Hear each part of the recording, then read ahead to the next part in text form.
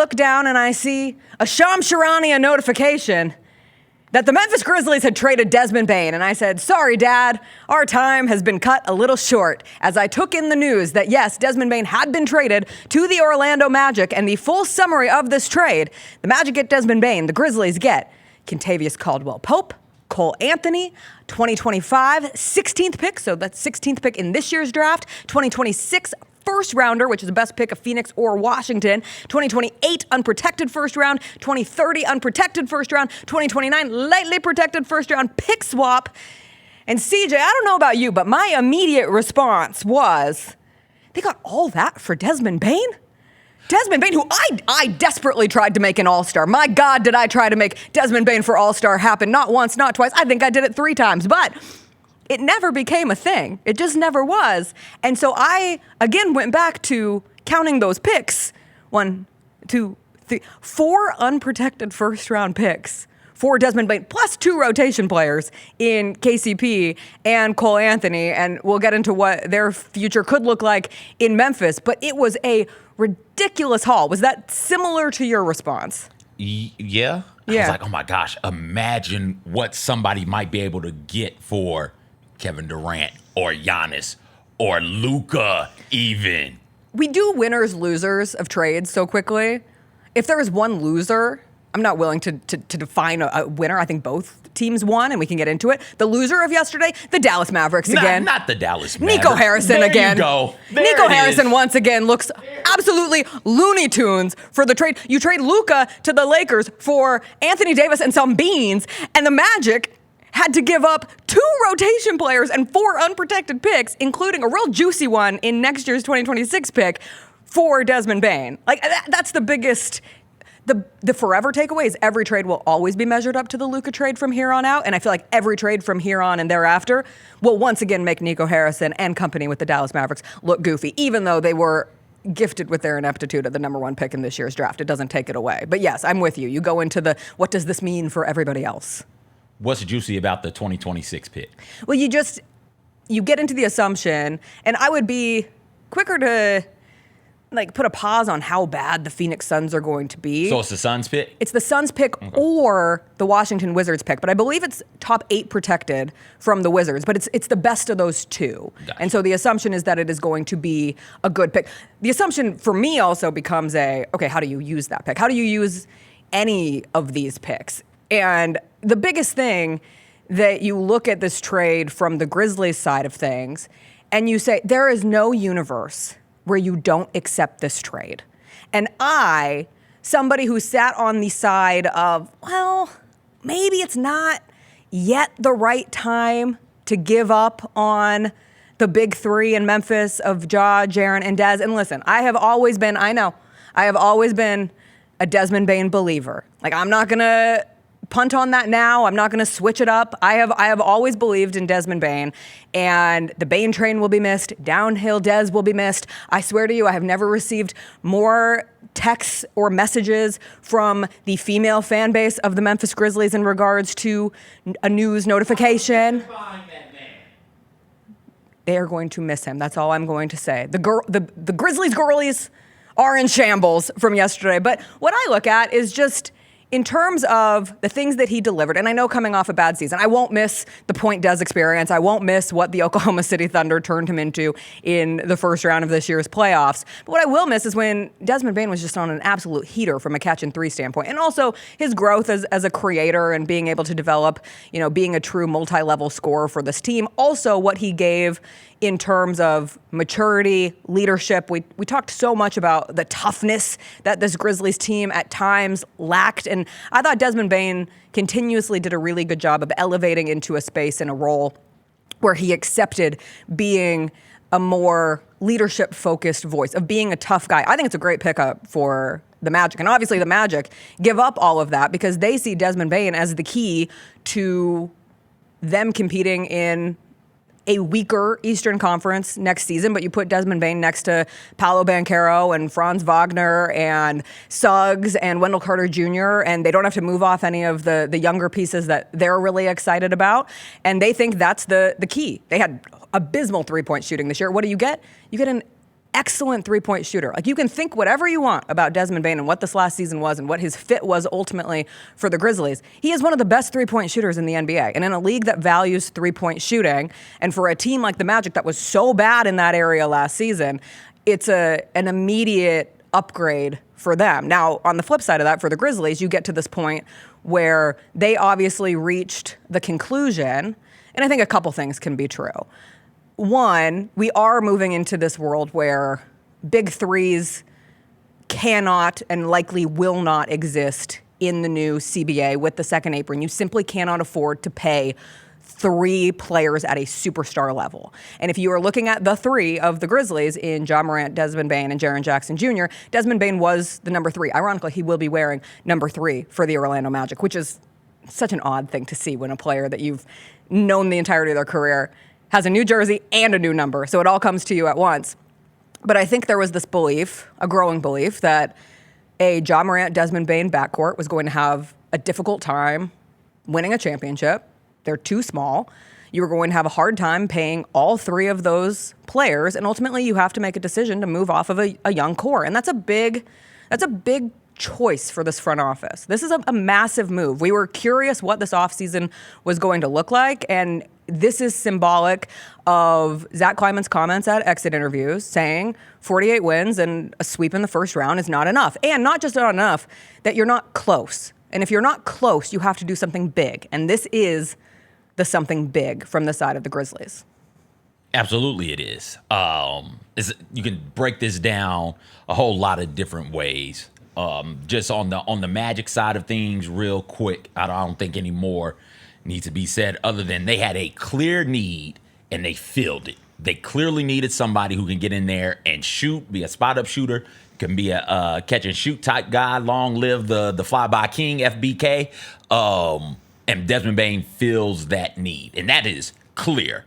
What's less clear and a bit more murky now is what's going on with the Grizzlies. And, right. And time will tell. I will say that for all the good things that Desmond Bane did, and he did a whole lot of good things. A large part of the reason that the Grizzlies were ahead of schedule, when the Grizzlies were ahead of schedule, was because of how well Desmond Bane was shooting the ball and his ability to be a bit of a facilitator when called upon in spurts.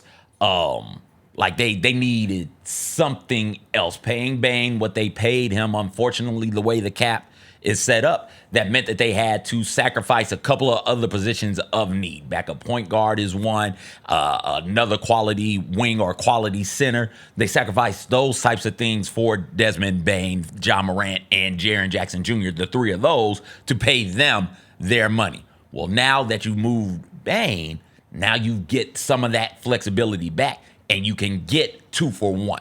So while, yes, Desmond Bane is by far the best player in this trade, you can fill 2 different needs for the price of 1 Desmond Bane. So it makes sense to me from a general manager standpoint already. If they do nothing else, just with the picks and the 2 rotation players, this is for me, this is an A trade. This is great. Ja Morant, you can't keep saying if healthy, if healthy, if healthy. You've got to be prepared for him to not be healthy. You've got to be prepared and have depth necessary for when players, plural, aren't healthy. So if Ja Morant goes down for a week or 2 and has to miss 4 or 5 games, well, now you're starting Scottie Pippen Jr., but there's a Cole Anthony at backup point guard, or you're starting Cole Anthony and there's a Scottie Pippen Jr. At backup point guard in that sort of way. And too often last year it was, all right, you got to play Scottie. Scottie's the one who can facilitate this offense. All right, Luke, you run point. Well, that's taking Luke Kennard off of what he does well. Well, Bane, you run it. Well, that takes Desmond Bane off of what he does well. Now you've got depth at the backup point guard position, and that's something that this team needs. And then with KCP, you've got a quality wing defender, and you stop and you think about a defensive lineup that features KCP, Jalen Wells, Jaren Jackson Jr., and they say Brandon Clark is coming back, so throw Brandon Clark in there as well. Think about that defensive versatility that you'd have on the court.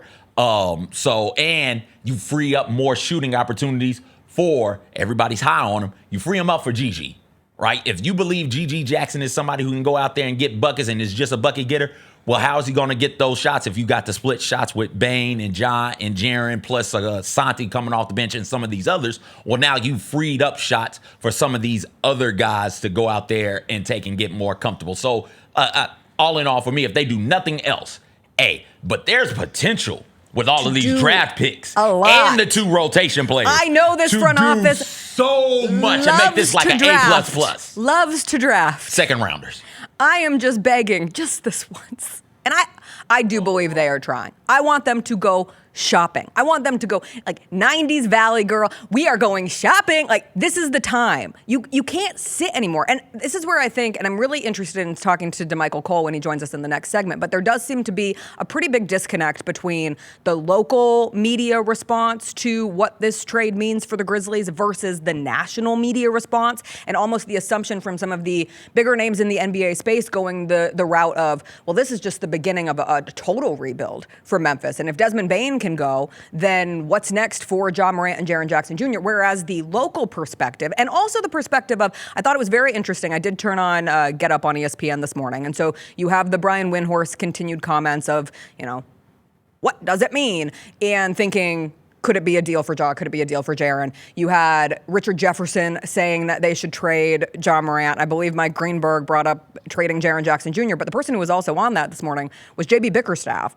And J.B. Bickerstaff's a coach, and he looked at it from the perspective that I think we are looking at it from, and that is, you build around Ja Morant and Jaren Jackson Jr. now. That's what yesterday's move symbolized to me, was a front office deciding to go in on, and you cannot be definitive on that until we see what else happens, but I believe that there is something significant to be built around Ja Morant and Jaren Jackson Jr. And obviously a big storyline continues to be the extension for Jaren this offseason, and how yesterday's moves both helped and made it a little more challenging, because you do take on this year's first-round draft pick, so that makes the salary cap not like what you lost in Desmond Bane's contract and the win that you got in KCP and Cole Anthony. Then it's $4 million for the rookie deal of the 2025 number 16 pick. So that gets a little convoluted, but still, like, there is an avenue now where you're building around Jaren. You have this belief in Jalen Wells coming off an all-rookie season and having the opportunity to say, hey, I believe in this guy as a long-term option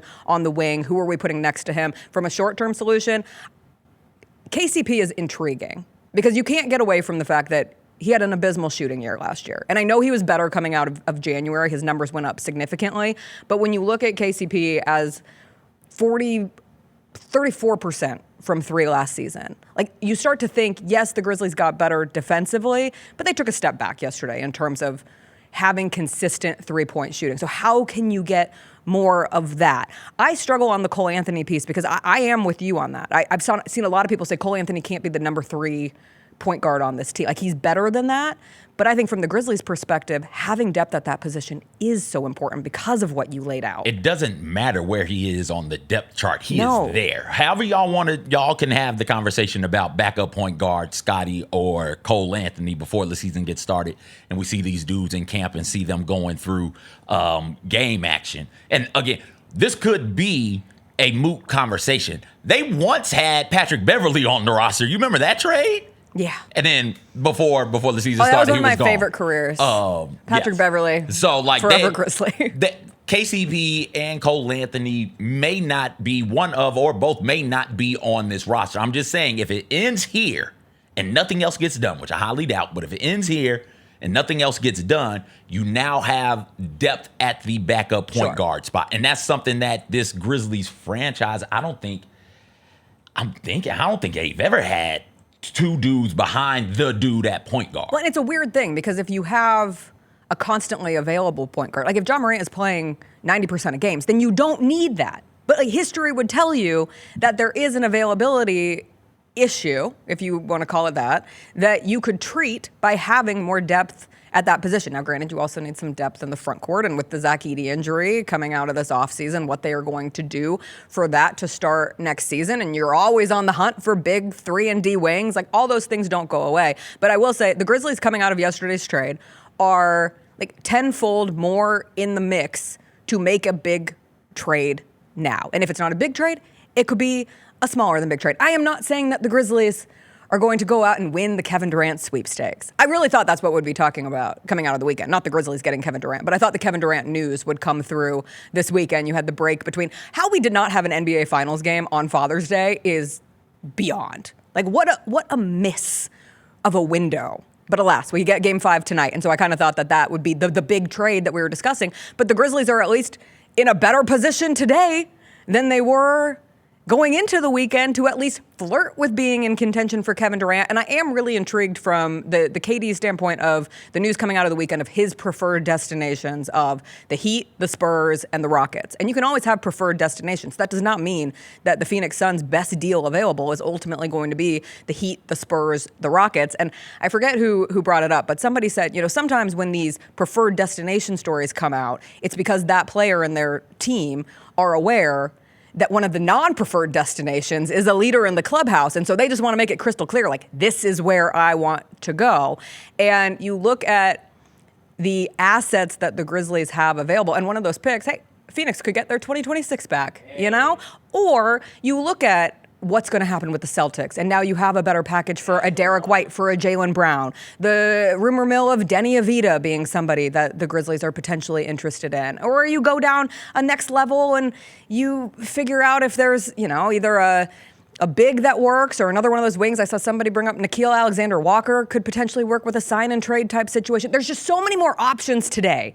And that is an exciting place to be in this offseason for the Grizzlies, and in an offseason that has been highlighted by this Oklahoma City Thunder team looking built and ready, more ready than ever, to run the West for a significant period of time. And you have the Spurs with Victor Wembanyama, and you have Cooper Flagg going to the Dallas Mavericks, and you have all the other players who are constantly going to make the West just eternally competitive. And if the Grizzlies want to be a part of that, they have a real opportunity to do something big. Yeah, but it takes two to make a trade. Never forget. It does, yes. You're right. It takes two to make a trade. If I show up to you and I slap 4 first-round draft picks in front of you, you're going to be like, okay, I'm a bit more inclined to listen to what you have to say for Jaylen Brown, Derek White, Drew Holiday, for the dude from the Trailblazers. Denny Avita. Him. For, I don't know. Social media, Luke loves Denny Avita. Dude from the Hornets who ended up Mark Williams or whomever. And you shouldn't have to drop. Does his failed physical make you nervous at all? No. Me neither. No. Because it feels like it was just a bizarro situation. I think the Lakers realized they didn't want him. And then it was like, okay, he failed the physical. Because he played a bunch after that, if I'm not mistaken. Like, listen, my only point is I'm just naming dudes who you could theoretically go out there and go get. And you can do that now. And not just those types of players. But Herb Jones. You can say, absolutely, hey, we can get Herb now. Like, you can name a player. You've got the capital now with those draft picks. Plus another player to be able to go out there and get that guy to make significant upgrades to your roster. Not just those players, not just the Herb Joneses and Derek Whites and et cetera, et cetera. Yeah. But you can get involved in this Kevin Durant thing if you want to. You can put pressure on the Bucks and say, hey, you guys are real quiet. It sounds like Giannis wants to stay. I get it. I understand. But what about a trade package that starts with 4 unprotected first-round picks? What can we do then? Can we talk about some things? And I'm sure that the Bucks will say, yeah, let's sit down and have a conversation about what that might look like. So you've got, with these picks plus the rotation players, you've got assets available now that you didn't have before this weekend to go out there and legitimately make this roster completely different and do a true overhaul and go from a team that's going to be fighting for that final playoff spot at the 6th seed to being a team that's comfortably in the playoffs and home court advantage in the first round of the playoffs at least. So I'm excited. I saw this trade come through and I was like, holy hell, this is good. It could get a whole lot better. I think they're going for broke now. I think sometimes the window is cracked and you shut it. Yeah. And, well, you don't shut it. Life shuts it. And then it's like, okay, how's it going to be open?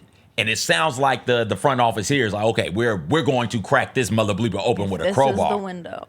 I feel like right now it's like right here. It could open wide the hell.